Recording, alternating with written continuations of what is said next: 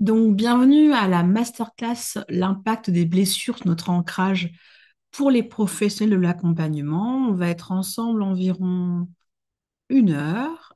Comme toujours, mes masterclass, je recommande d'avoir de l'eau à côté de soi, ne pas hésiter à ouvrir sa fenêtre si on le peut et accepter que ces masterclass ne vont pas uniquement nourrir ton mental d'informations, mais que ça va proposer des clés de mise à jour qui sont des échantillons des parcours que je propose.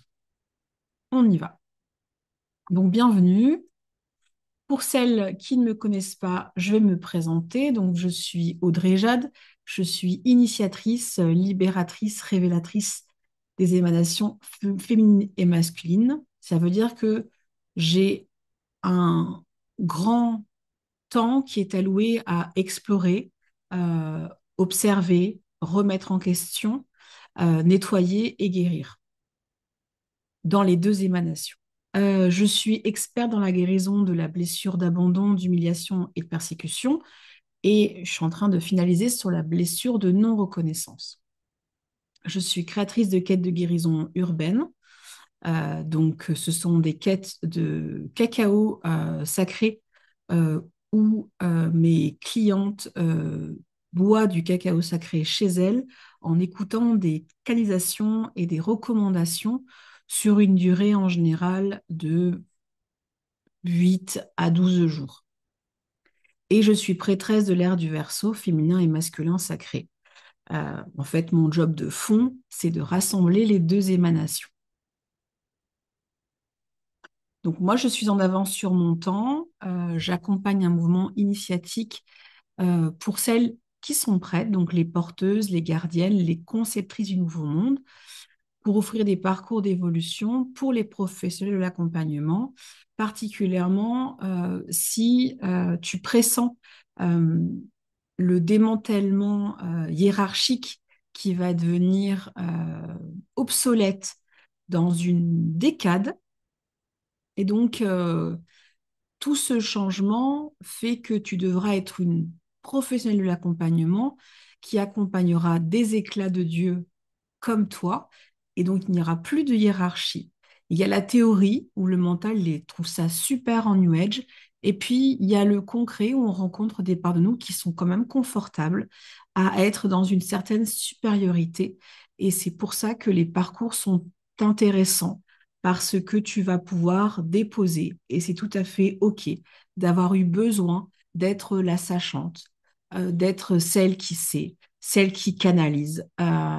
Et puis, il y a la nuance entre quand tu sais et que tu perçois le potentiel de ton client, mais que pour le moment, ton client, il n'est pas en capacité d'admettre qu'il est lui aussi un éclat de Dieu. Elle est où la juste place? Voilà. Donc, si tu es là, c'est que il y a deux parts de toi. Il y a une part de toi éclat divin, éclat de la grande déesse, donc éclat de Dieu, donc les deux émanations, hein. Et il y a une part de toi qui est venue expérimenter la sérénité de l'ancrage. Tout un programme. Quand on est héritière de multiples générations dysfonctionnelles au niveau familial, des mémoires épigénétiques à ces souffrances et des mémoires inoculées de grands mensonges. Donc, si tu es là, c'est qu'il est possible que tu penses avoir besoin de techniques d'ancrage puissantes parce que c'est ce qui a été longtemps enseigné. Il faut méditer. Oui. Mais les profils que j'attire, qu'on appelle les atypiques, les hauts potentiels, méditer pendant 1 heure et demie, pour eux, c'est impossible. Par contre, ce que j'enseigne et ce que nous faisons ensemble, apprendre à observer ses pensées, remettre en question les conversations qui viennent en télépathie, euh, où est le vrai, où est le faux, qui parle, ça, c'est quand même beaucoup plus intéressant. Il est possible que tu penses avoir besoin d'être ultra connecté à la Terre pour être ancré, collé, bien lourd, bien dense. Et c'est ce qui fait que potentiellement, tu t'es attiré des professionnels de l'accompagnement qui t'ont durci toute ta structure corporelle. Notamment en médecine chinoise, on voit qu'il y a plusieurs éléments et tu peux avoir des accompagnants qui, sans s'en rendre compte, vont métalliser ta structure parce qu'ils te veulent ancrer. Ouais, mais te mettre du métal dans ta colonne vertébrale, c'est pas très idéal au niveau de la densité énergétique. Mais c'est parce que ça correspond à ta demande. Moi, je veux être collée, je veux être bien lourde, je veux être bien dense. L'ancrage, c'est pas ça. Il est possible que tu penses avoir besoin d'être coupé du subtil pour être ancré. C'est le fameux tu dois choisir entre spiritualité et ancrage. Pourquoi? Bah, parce qu'en fait, on sort de deux ou trois générations où on nous a fait à croire que euh, la spiritualité était dangereuse. C'est normal. C'était le mouvement de détachement, d'abus de pouvoir des religions, puisqu'on le sait maintenant, et c'est toujours difficile à entendre pour quelqu'un qui se met dans l'étiquette de la religion, et je demande pardon, mais beaucoup de leaders religieux, ce sont des leaders politiques déguisés. Et la spiritualité, quand elle est dégagée de dogmes, on n'a pas besoin de lieu. Par contre, on a besoin de se retrouver, d'être ensemble, de célébrer les étapes de la vie. Il est possible aussi que tu penses que tu as besoin d'un cadre extérieur solide pour être bien ancré. C'est pour ça que le profil salarié fait un tabac, parce que tu as de l'ancrage grâce à ça.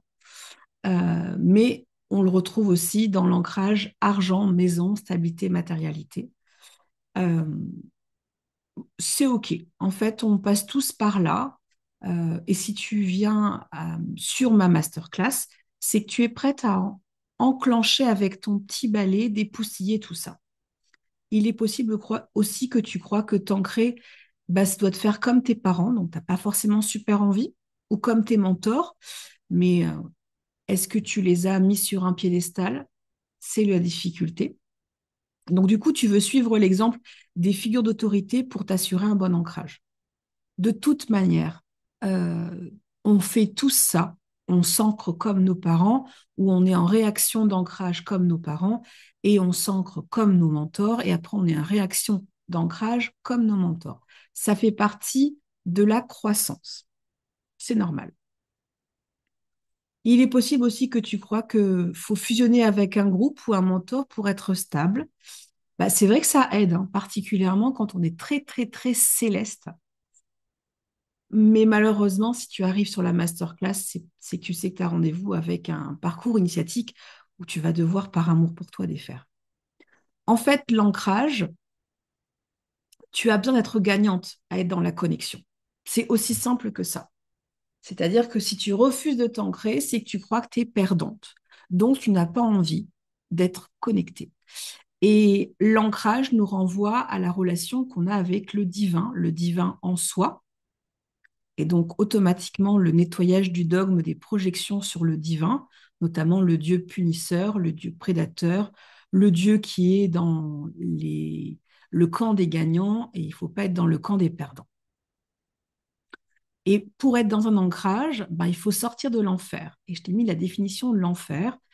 Pour moi, la définition de l'enfer, c'est la privation de la relation avec Dieu, donc ton propre éclat divin. Quand tu es en privation de ta relation avec ton propre divin, tu es en enfer. Mais quand tu es en connexion avec ton éclat divin et que tu te sens gagnante à être dans la connexion, tu mets tout en place pour continuer à faire pousser ton ancrage. Alors allons-y. Cette masterclass, elle va détailler 7 blessures pour aller voir l'impact des blessures sur notre ancrage. On démarre avec la première. Je t'invite à boire de l'eau.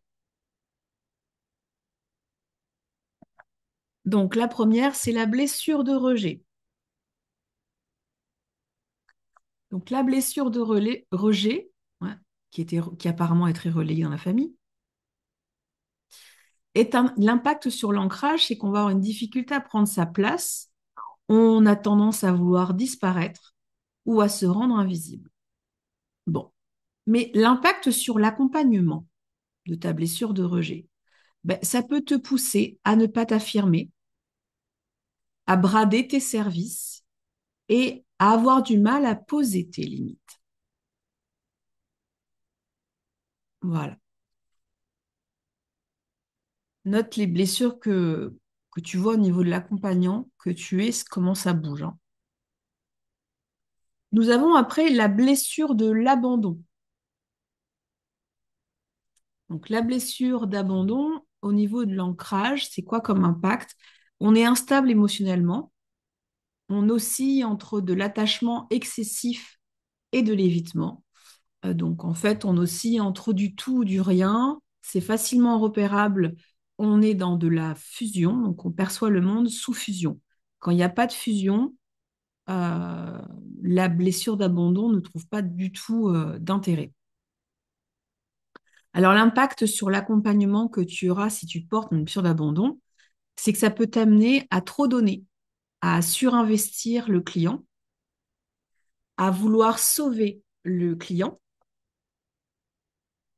et finalement permettre à des biais cognitifs euh, de te faire croire que ce que tu proposes dans le trop donné, c'est la norme. Du coup, quand tu peux discuter avec d'autres accompagnements, des accompagnants professionnels, tu peux avoir l'impression qu'ils ne font pas assez bien leur travail, qu'ils ne sont pas assez investis. Mais ce n'est pas le cas. C'est le surinvestissement. Alors des fois, on est coquine ou on est coquin. On sait qu'on a tendance à se surinvestir, donc on va freiner au niveau des clients, on va le transférer sur les enfants, sur les intimes. Mais à un moment donné, on veut plus de clients parce qu'on trouve que les enfants ou le partenaire ou le compagnon ou la compagne sont un peu trop chiantes ou peu importe le vocabulaire de l'étiquette du moment. Et donc, tu vas te remettre à avoir plus de clients, puisque tu avais réduit le nombre de clients parce que tu donnais beaucoup. Là, tu te rends compte en fait que la première cohorte de clients, donc les premiers qui sont arrivés, ils sont habitués à avoir du temps beaucoup. Et là, il faut rééquilibrer. On bascule maintenant avec la blessure d'humiliation. Hmm. Alors, la blessure d'humiliation, au niveau de l'impact sur l'ancrage, elle a de la difficulté à ressentir du plaisir à être incarnée. Il y a des zones où on le voit euh, dans les recherches que j'ai effectuées, il y a une déconnexion avec la sérotonine, il y a une carence en acides aminés qui fait que on a du mal à ressentir du plaisir. C'est normal, c'est parce que la blessure d'humiliation, elle ne travaille pas toute seule, elle travaille avec la blessure d'abandon et de persécution. Et c'est qu'il y a un détournement en fait de son plaisir. Donc du coup, elle ne ressent pas son plaisir. Et ben, comme à un moment donné, elle a l'impression qu'elle a tout essayé pour avoir du plaisir sain, pas du plaisir toxique. C'est très facile d'avoir de la dopamine toxique. Euh, Quand tu veux du sain, ben, elle peut facilement renoncer et avoir tendance à se sacrifier. Et comme elle va avoir tendance à sacrifier, au niveau de la pro que tu es, l'impact sur l'accompagnement, c'est que tu peux créer un rapport déséquilibré où l'accompagnant que tu es se met au service du client sans respecter ses propres besoins. Alors, en général, en face, à ce moment-là, on a des clients qui sont excessivement blessés par rapport à la relation avec leurs parents, qu'on va développer un peu plus tard. Et en fait, ils rentrent dans la faille et ils en profitent en XXL. Et c'est à ce moment-là où toi qui es un accompagnant qui porte une blessure d'humiliation, bah, tant que tu n'as pas rencontré le point de non-retour, tu vas accepter le rapport de déséquilibre. On continue avec la blessure de persécution qui est tout le monde là sur Terre, hein. Il suffit de regarder la- l'état du monde en ce moment, mais elle est cachée sous certaines strates. Alors, la blessure de persécution, au niveau de l'impact de l'ancrage, c'est un système nerveux qui est en énorme hypervigilance, il y a une difficulté à se détendre et il y a beaucoup, beaucoup, beaucoup, beaucoup de peur du jugement. Euh, ça fuse de partout. Alors, au niveau de l'impact de l'accompagnement, bah, tu vas générer beaucoup d'attentes vraiment très élevées envers tes clients. Et si tu n'as pas de clients, alors là, ou pas assez pour réguler ce que tu vis, car tu es dans la blessure de persécution et que tu as du mal à la traiter, tu peux être envahi par une peur excessive de mal faire. Voilà. Et c'est souvent la peur excessive de mal faire qui fait que tu auras en plus peu de clients. On est maintenant sur la blessure de trahison, joli cocktail. Donc là, on rentre dans les dernières blessures. Trahison et injustice, ce sont les blessures qui sont très valorisant de société parce qu'en fait, ce sont des gens forts, ce sont des gens qui lâchent pas, ils sont résilients, voilà, ils ont étouffé leur vulnérabilité, ils sont méfiants et c'est bien, voilà. Donc là, on est sur le profil des blessures qui est valorisé par notre société, qui est une catastrophe pour l'équilibre d'un écosystème sociétal. Donc, la blessure de trahison, on est sur un ancrage qui manque de confiance dans la relation. On a une difficulté à lâcher prise. Donc, blessure de trahison, vous allez voir le lien tout à l'heure avec les deux archétypes de parents que je vous ai proposés. La trahison, clairement, la relation avec l'ancrage, ça nous renvoie au père et à la mère. Voilà. Tu te sens trahi, tu peux être sûr que tu es dedans. Donc, l'impact de l'accompagnement, c'est que tu peux mener à un besoin de contrôle le processus. C'est-à-dire que c'est pour ça que tout ce qui est résistance est compliqué pour toi. Donc, je relis, ça peut te mener à un besoin de contrôler le processus, à des résistances face à la vulnérabilité du client. Comment on repère qu'on est un accompagnant de ce genre de blessure? On veut des trucs hyper courts, hyper efficaces.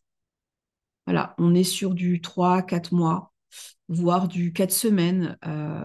On est sur des protocoles qui vont nourrir le besoin de résultat. Donc, en fait, la blessure de trahison, elle te dit, moi, j'ai pas confiance en toi. Prouve-moi que je peux faire confiance en toi.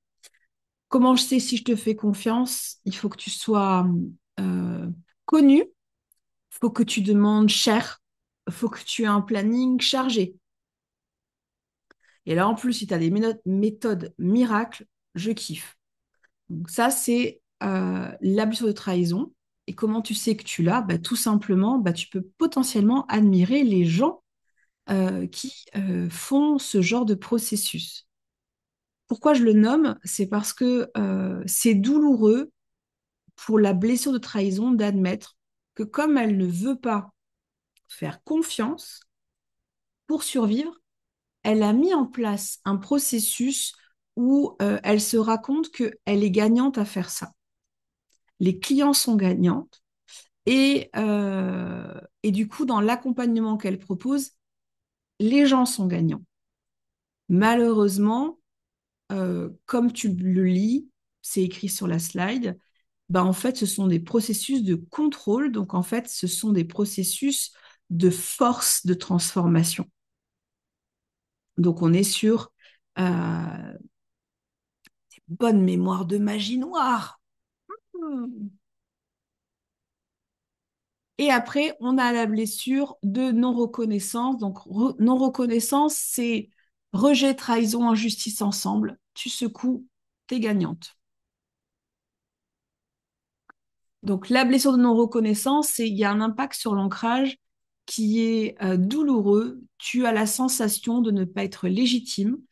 Tu as le besoin d'être validé extérieurement. Alors, en plus, quand tu l'as appris et que tu sais que tu as besoin de valider extérieurement et que malgré que ce que tu mets en place, tu as toujours besoin de valider extérieurement et non béni et encouragé, la pro que tu es peut péter un câble.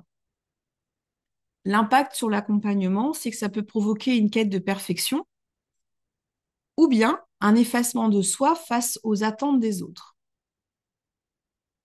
Et la- l'effacement de soi face aux attentes des autres te renvoie à la masterclass que j'ai donnée il y a quelques mois où je te parle des non-implications des autres.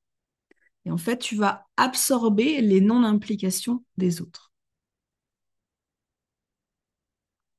Et la blessure d'injustice, celle qui plaît énormément à notre société. Donc, on a un impact sur l'ancrage qui est très simple. Tu es rigide, donc ça circule pas. Hein, non, pas confondre rigidité et rigueur. Tu as besoin de prouver ta valeur.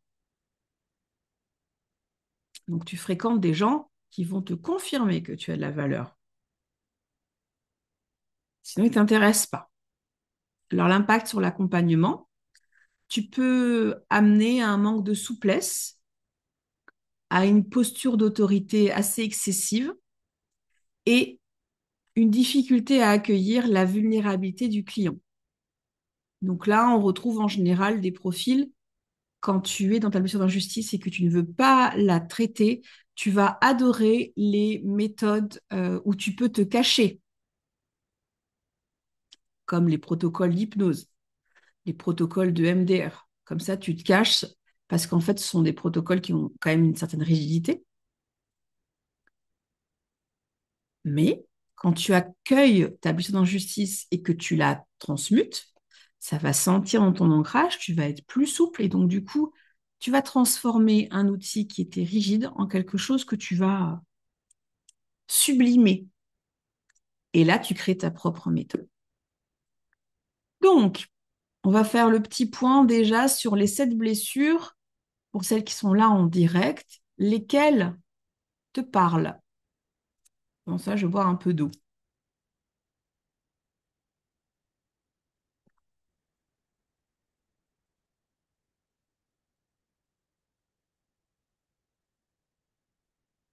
Hmm. Je vais te lire. Alors, on a le rejet, l'abandon et la persécution. Ok, bien. Dites-moi en commentaire, vous qui faites le replay, hein, quelles sont les blessures que vous retrouvez en tant qu'accompagnante ou prochaine accompagnante, ou est-ce que vous avez peur de tomber? Allez, on va continuer. Donc, les trouilles de l'ancrage. C'est ça le problème en fait, hein. Le défi, c'est que j'ai la trouille. Donc, si tu fuis l'ancrage, c'est que ta terre intérieure, elle est encombrée. Tu le sais. Alors, qui le sait? C'est la question à te poser. Bah, c'est tout simplement l'ado en toi. Tu sais, l'ado, cette étape intermédiaire où on devient adulte. Si tu as la trouille de l'ancrage, c'est que pour toi, l'ancrage, c'est devenu une décharge. Alors, j'ai marqué à ciel ouvert, mais ça peut être autrement, hein. Ça peut être une fausse commune de mémoire oubliée. Donc pour toi, l'ancrage, ça veut dire énormément de nettoyage. Et pour celles qui ont déjà aidé à vider des maisons quand un membre de la famille décède, et ben en fait, c'est un peu ça. L'ancrage, c'est vider, vider, vider avec respect, vider, vider, vider. Chaque tentative de descente réveille des cadavres psychiques qui ne sont pas digérés. Pourquoi? Parce qu'en fait, bah, l'ancrage, il passe par ton arbre gynécologique, donc automatiquement, bah, tu es connecté à ta les lignées de femmes et les lignées d'hommes, qu'elles soient biologiques ou affectives. Tu portes en toi des traces d'histoire, des secrets, des silences, et tu n'as pas envie de les traiter. Ça te fait peur. Tu aimerais bien que la sachante ou le sachant de ta famille s'en occupe ou qui t'y prépare. Mais c'est justement dans cette terre retournée que tu vas renaître dans ta propre souveraineté parce qu'en fait, tu vas nettoyer le lieu. T'ancrer, c'est purifier ton sol sacré pour y faire pousser ce qui est vivant. Mais si ta terre, elle est encombrée, obstruée, c'est un peu difficile. Alors, les psyché ados, elles le savent, hein. Donc, je dis bien psyché, j'ai pas dit ado. Psyché ado, c'est l'essentiel des gens sur Terre actuellement. Donc, je rappelle que c'est pas parce que tu as une carte bleue et une grosse voiture que tu es un adulte ou une adulte. Et donc, les psyché ados, elles ont bien compris que pour passer un palier d'ancrage, il fallait faire un certain nettoyage. Et je te renvoie au slide que tu as vu juste avant. Elles ont aussi compris que la société valorise des gens qui ont la blessure d'injustice et trahison et de non-reconnaissance. Comme ça, en fait, ce sont des blessures de force et on est intégré. On est aussi profondément manipulé, mais ça, tant qu'ils sont un grand requin ou qu'ils sont des bons euh, évangélistes, ça leur pose aucun problème, mais ça tourne. On ne peut pas passer toute sa vie dans le triangle de Cartman où je suis toujours en haut, sachant que c'est impossible. Donc, ils le savent. Donc, qu'est-ce qu'ils vont faire? Ils vont passer à leur suivant. Ils vont passer à leur descendant. Et s'ils n'ont pas de descendant, eh bien, ils vont leur passer à la personne qui est proche d'eux, qui ont une émanation féminine euh, un peu fatiguée. Et c'est toi qui vas te retrouver à devoir nettoyer l'ancrage de ton partenaire, par exemple. Donc, l'ancrage, c'est la fondation d'un accompagnement aligné. Voilà. Si tu veux avoir un métier où tu es un accompagnement ou un professionnel d'accompagnement, l'ancrage, c'est un jardinage à vie. C'est pas un travail forcé, parce que travail, ça vient de l'étymologie de outil de torture. Donc, l'ancrage, c'est tout simplement un jardinage pour t'assurer en fait que tu aies une vie assez respirante, souple, où tu as du plaisir. Donc, l'ancrage, c'est la capacité à être pleinement incarné, à habiter ton corps, et donc à habiter pleinement ton lieu de vie, à te sentir en sécurité dans la matière consciente. Donc, il te permet 4 points. Il te permet de refuser d'être absorbé par l'énergie des clients. Il te permet d'avoir une posture stable face aux transferts et projections parce que automatiquement, tu peux avoir des clients qui vont vouloir faire des projections et des transferts. Il te permet de canaliser l'éclat de divin que tu es avec clarté sans être influencé par tes propres blessures.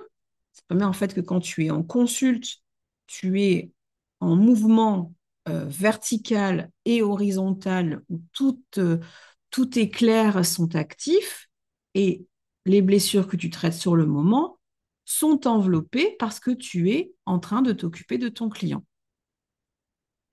Et il te permet d'éviter la fatigue émotionnelle et énergétique que tu peux avoir.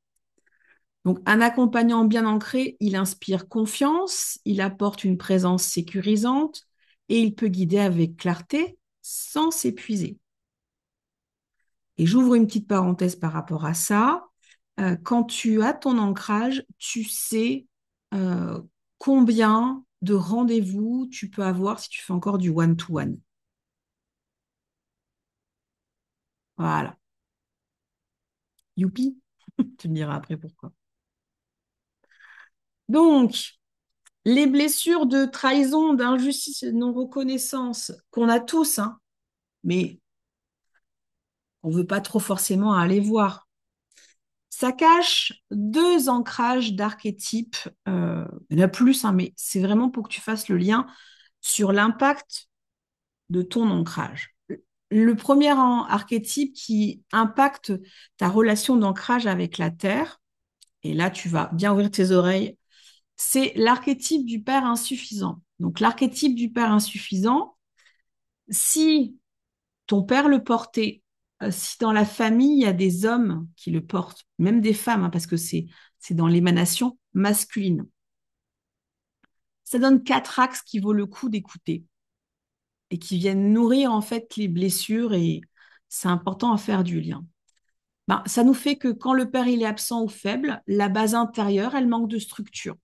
Donc, on le voit en ostéopathie ou en microkiné, tu as tout ton bassin où en fait, tu te sens faible, donc les reins. Tu avances sans repère, ah oui, il n'est pas là. Donc, sans colonne vertébrale énergétique.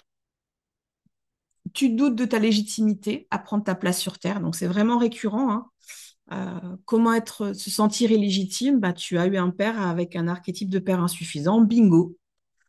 Et ça ne veut pas dire qu'on est en train de faire le procès du père que tu as eu ou des hommes de ta famille qui portent l'archétype du père insuffisant. On est juste face à, ils ont laissé des traces et aujourd'hui, ben moi je le vois. Et en 4, on a un ancrage qui devient une lutte entre errance et besoin de solidité. En clair, tu manques de référentiel et de repères. Ça match pour légitimité, ouais. Donc ça, c'est vraiment celui que je traite dans le parcours qui va démarrer au mois de mai. C'est des archétypes de souffrance qui sont non négociables à traiter pour guérir l'absence de non-reconnaissance. C'est l'archétype du père insuffisant parce qu'en fait, c'est un paquebot. Je vous marque pas tout parce que euh, ça pourrait potentiellement effrayer des parts de vous, enfants ou ados, mais c'est un paquebot. Derrière cet archétype du père insuffisant, il y a beaucoup de mémoires en épigénétique, il y a beaucoup de mémoires qui sont inoculées, il y a des parasites, il y a des entités, il y a plein de choses. Et c'est ce qui fait que le bénéfice secondaire de porter un archétype du père insuffisant, c'est que tu vas te sentir illégitime et donc tu vas accepter plein de choses. Et c'est pour ça que c'est très important de le guérir pour se sentir légitime et se reconnaître. C'est vraiment un stratagème des forces de l'opposition d'avoir des pères insuffisants dans les gardiennes, les conceptrices du Nouveau Monde. Il faut être vraiment réaliste par rapport à ça. Les forces de l'opposition, elles sont bien organisées. Après, on a l'archétype de la mère insuffisante. Et oui, même si ta mère, elle a été merveilleuse, tu vas voir. Donc, la mère insuffisante, l'impact sur l'ancrage, il y en a encore 4. J'aurais pu t'en mettre plus, mais on structure. On est quand la mère ne nourrit pas, bah, la projection de ta propre terre intérieure devient stérile. Eh oui. Alors, on va prendre un temps sur quand la mère ne nourrit pas. Quand la mère ne nourrit pas son propre ancrage, qui est son corps de terre émotionnel, mental, spirituel, onirique et astral. Toi, je te dis qu'on est sur un bout de génération, hein. C'est même pas ta propre mère, hein, c'est un cumul de femmes qui malheureusement portent l'archétype de mère insuffisante. Donc là, bah, ça nourrit au fil des descendants et descendantes que ta terre intérieure, elle est stérile. Et qu'est-ce qu'on a aujourd'hui? On a une société qui nous dit que la terre est stérile à force qu'on ait mis n'importe quoi dans la terre. Et oui, ça résonne bien pour la mère, ouais. En 2, un archétype de mère insuffisante, donc je le redis, archétype de mère insuffisante, c'est pas forcément ta mère, c'est dans l'émanation féminine, ça peut être dans ta mère, ça peut être dans ta grand-mère, ta tante, ça fait partie de l'arbre gynécologique. Donc l'impact qu'on va avoir, c'est que tu refuses de t'enraciner dans un monde qui est perçu comme froid et hostile. Autant te dire que ta psyché ado, ça la motive pas à devenir une psyché adulte. Tu vas chercher sans cesse un lieu sûr, mais tu vas jamais te sentir vraiment chez toi. Et pour toi, l'ancrage, ça devient une quête de tendresse. Donc, c'est vraiment une quête initiatique où tu vas récupérer de la tendresse, mais il y a quelque chose qui va se mettre en place qui est angoissant. C'est que, oui, mais si je récupère mon ancrage, comme on ne m'a pas appris à recevoir, je pourrais même avoir la sensation que quand on me donne quelque chose de qualitatif, de beau, de vibrant, c'est dangereux pour moi, voire toxique. Ça, c'est l'archétype de la mère insuffisante, qu'on retrouve beaucoup chez les boomers, que le langage grossier te dirait ma mère, elle est toxique, ma mère, elle est perverse. Bah, en fait, ta mère, elle porte tout simplement un archétype de mère insuffisante. Et le truc, c'est que faut pas. Le procès pour ta mère n'est pas l'intention, c'est accepte que ta mère tout simplement portait un archétype de mère insuffisante, qu'il est fort probable que dans la lignée, il y a eu beaucoup d'archétypes de mère insuffisante. C'est pas pour l'excuser, c'est juste comprendre que toi, tu viens de là et que toi-même, tu as appris à développer cet archétype de mère insuffisante parce que tu as la sensation, et c'est là la perversion, que si tu quittes l'archétype du père insuffisant et l'archétype de la mère insuffisante que tu as dupliqué à l'intérieur de toi, tu trahis tout le monde. Et c'est pour ça que la reliance avec l'ancrage terre est une quête de tendresse. Il va falloir quitter tout ce champ de cauchemar morphique qui dit beaucoup de bêtises. En fait, tu trahis personne. Tu permets de remettre du vivant et d'envoyer une borne de lumière, de possibilités aux personnes de ta famille, affectives et biologiques, de faire pareil quand ils seront prêts. Donc, respire, hydrate-toi. Dis-moi, là, ces deux archétypes, est-ce que pour toi, c'est cohérent et ça fait du sens avec les 7 blessures?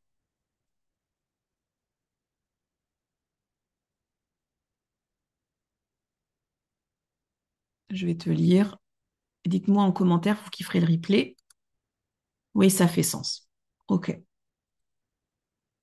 Donc maintenant, euh, ce qu'il faut que tu entendes, c'est que ces blessures de l'âme, il y a tout un système d'archétypes de souffrance qui joue. Là, j'aurais pu te développer avec l'archétype de la mère persécutrice et l'archétype du père non reconnaissant qui encore plus accentue plein de choses. Donc, l'impact en fait de cet écosystème, c'est que ça cache des choses que je t'ai en partie écrit ici. Sous la Terre, on a des civilisations qui sont perdues. On a des mémoires qui sont enfouies. On a même des civilisations qui sont effacées. Pourtant, malgré l'intention féroce des personnes au pouvoir on va dire, adapter le narratif de nos histoires dans un sens qui leur convient, la Terre, elle conserve tout. Elle est un immense réservoir de mémoire, autant dans le corps de Terre que dans les couches émotionnelles, mentales, spirituelles. Et donc, la Terre va te partager les vestiges des civilisations passées.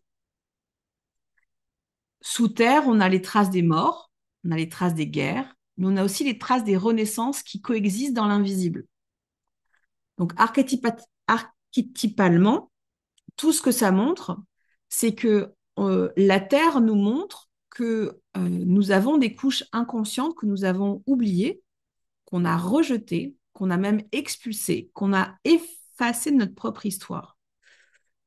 Alors, reprendre son ancrage, c'est un processus. Ça veut dire que je récupère une histoire qui m'a été vendue comme l'officielle et j'écoute et je remets en question. Exemple, on t'a dit que quand tu étais petite, tu avais tel comportement. Tu découvres avec le temps que un des parents était maltraitant. C'est le même parent maltraitant qui te dit que tu te comportais comme ça.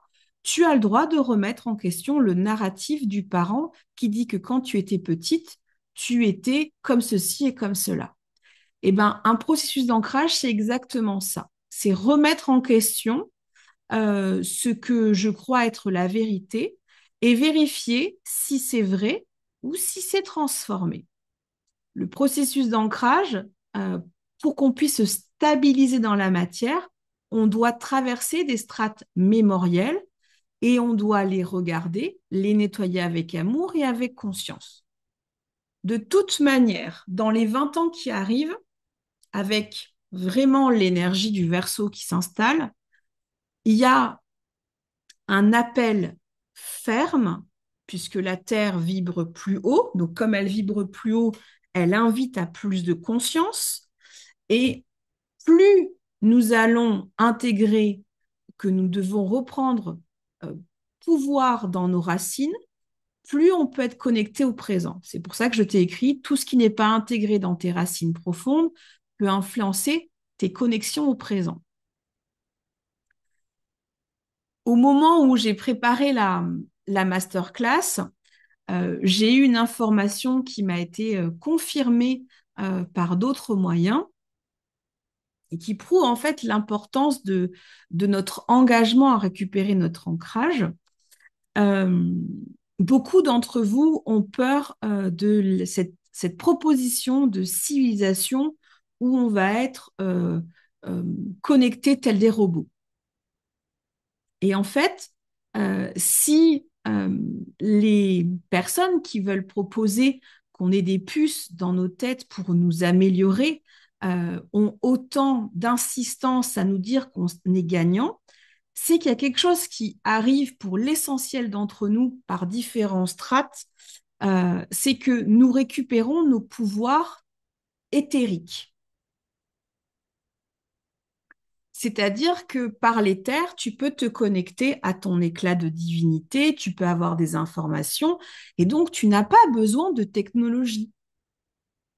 Et ce qui est en train de se jouer actuellement, et c'est vraiment très intéressant, c'est qu'ils veulent installer un système où ils vont te faire croire que par la puce, tu vas être mieux et amélioré, donc blessure d'injustice, de non-reconnaissance et de trahison, alors qu'en fait, si tu fais ton travail d'ancrage, naturellement, tu vas être toi aussi amélioré. Sauf que tu n'auras pas d'abonnement, tu n'auras rien d'intrusif, et c'est par toi-même et par ton rythme et ta propre volonté. Donc, récupérer son ancrage, c'est aussi affirmer que nous ne souhaitons pas euh, être dépendants d'une technologie. Par contre, nous voulons une technologie qui est à notre service. Je vous laisse vraiment cheminer là-dessus parce que ça vaut vraiment le coup d'accueillir que c'est quand même intéressant qu'on nous demande, qu'on nous invite fortement à avoir des puces dans notre tête pour pouvoir être des humains améliorés, alors que si on récupère nos pouvoirs d'ancrage et donc notre connexion avec un savoir éthérique, on n'a besoin de personne. Mais pour avoir ça, ben, il faut nettoyer l'ancrage. Il faut vraiment aller dedans. Alors, je vais te lire. C'est exactement ce que tu perçois aussi. Très bien. Donc, en remède, euh, la première chose, c'est il faut guérir.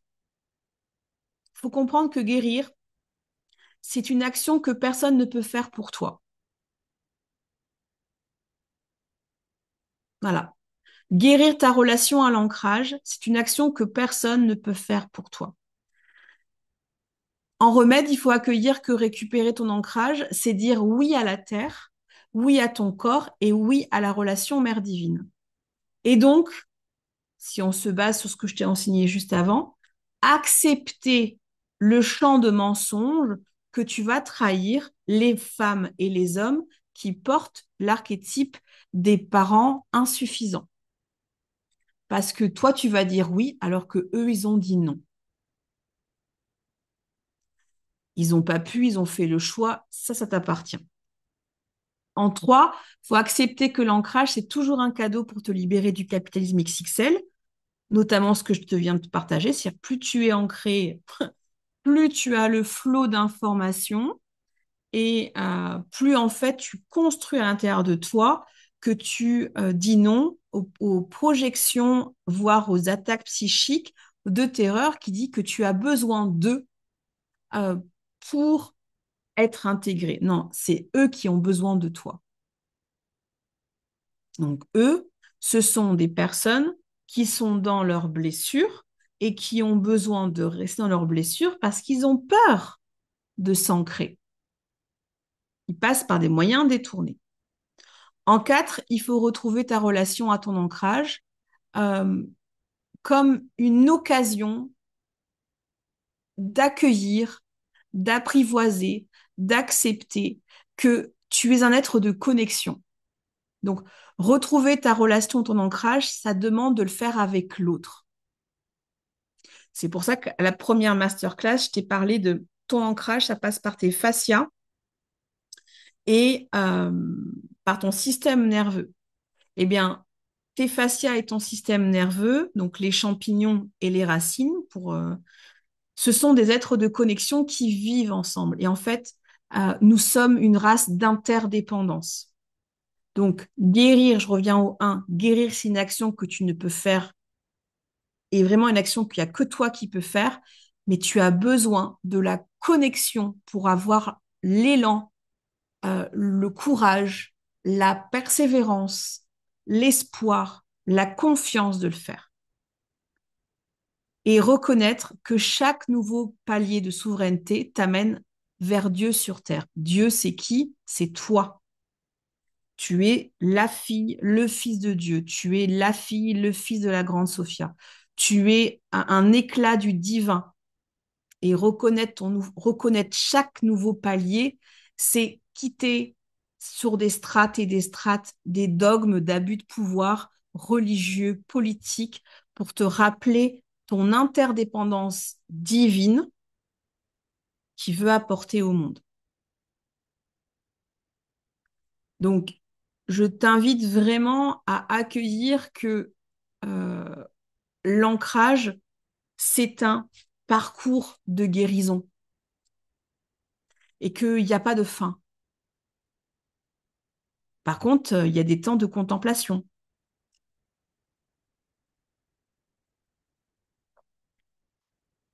Alors, avant de fermer la masterclass, je voulais juste revenir sur nos deux archétypes de mère et de père insuffisant. Le père insuffisant, en fait, tu seras jamais reconnu et tu auras toujours des problèmes de thunes et tu seras en survie. La mère insuffisante, tu vas douter de ta capacité à créer de la valeur.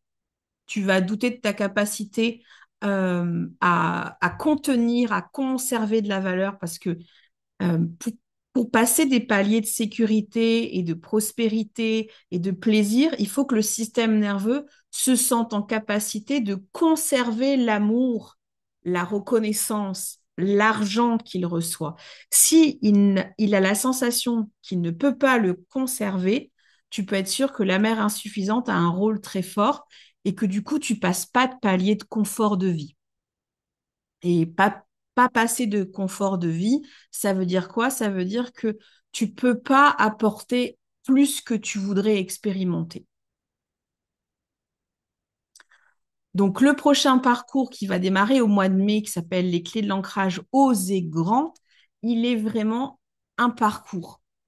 Et dedans, il y a des quêtes de guérison pour justement guérir tout ce qui fait que on a du mal à se reconnaître et on a du mal à assumer les paliers nécessaires de vie et de guérison. Donc, merci pour ta participation. Si tu le souhaites, tu peux me demander un rendez-vous pour être orienté sur un parcours. Donc, ça peut être le Oser Grand qui va démarrer, les clés de l'ancrage qui va démarrer au mois de mai, ou un autre. J'ai plein d'autres parcours qui vont te permettre d'entamer une réconciliation et un approfondissement dans ta relation à l'ancrage. Ça peut être ton féminin, ton masculin, ton estime de soi, le partenariat, etc. Merci d'avoir été là. Est-ce que tu as des questions? Et j'invite toutes celles qui font le replay à me dire avec quoi elles repartent. Je te lis.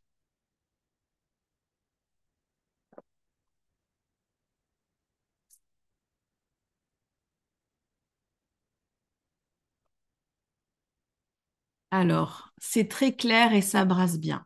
Bah, accueille les clés, hydrate-toi bien, et puis merci d'avoir été là.